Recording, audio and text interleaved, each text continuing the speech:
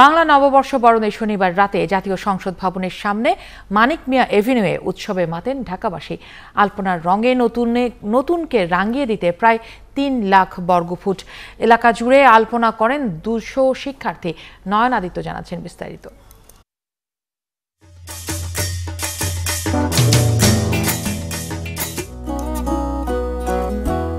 প্রাণের উৎসবে জাগ্রত মন, তাই শারীরিক প্রতিবন্ধকতা জসিমউদ্দিনের জীবনকে যেমন থামিয়ে দিতে পারেনি, তেমনি উৎসবের রং ছড়িয়ে দিতে রং আর তুলি হাতে উপস্থিত হয়েছেন বাংলা নববর্ষের আয়োজনে। আমাদের বাঙালি উৎসব, আমাদের এখানে অংশগ্রহণ করা বা নিজেদের সম্পৃক্ত রাখা, এটা তো একটা আনন্দের।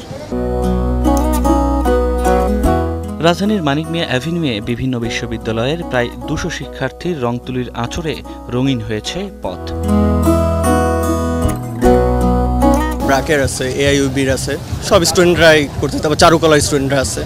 11টা সেক্টরে সবগুলা টিমে প্রায় 10 জন করে কর্মী আছে, 2 জন করে আর্টিস্ট আছে, 1 জন করে ম্যানেজমেন্ট।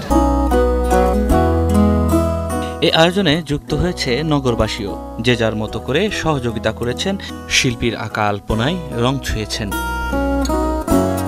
মানিক মিয়া অ্যাভিনিউ সহ চট্টগ্রামের ডিসি হল, বগুড়ার নবাববাড়ি রোড, সিলেটের কিনব্রিজ ও খুলনার শিববাড়িতে এই আলপনা আঁকা শুরু হয় একসাথে। যে রং দিয়ে এই আলপনা আঁকা হবে, আসুন সেই রঙের সাথে আমরা আমাদের প্রাণের রং দিয়ে এই আলপনা আঁকি, যাতে আগামী দিনগুলো আমাদের অর্জনগুলোকে সামনে নিয়ে আমরা এগিয়ে যেতে পারি। নতুন বর্ষকে বরণ করে নিয়ে এবং একটি প্রতিজ্ঞা করতে চাই, আমরা কেউ কোনোদিন রাস্তায় কোনো ময়লা ফেলবো না, নির্দিষ্ট স্থান ছাড়া। সবাই মিলে সার্বজনীন উৎসবে অংশ নেওয়ার যে আয়োজন চলছে, তা অব্যাহত থাকলেই বাংলার সংস্কৃতি হয়তো সবার মধ্যে ছড়িয়ে পড়বে।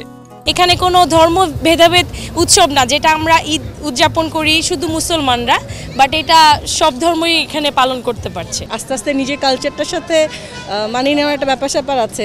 সেই ঐতিহ্যটাকে কিন্তু আমরা এখন ঢাকা শহরে নতুনভাবে পালন করে একটা নতুন মাত্রায় যোগ করে নিয়ে আসছি।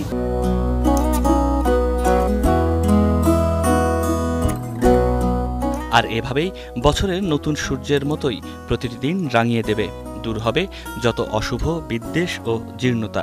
নির্মল আনন্দে মেতে উঠবে পুরো দেশ। নয়ন আদিত্য, ৭১, ঢাকা।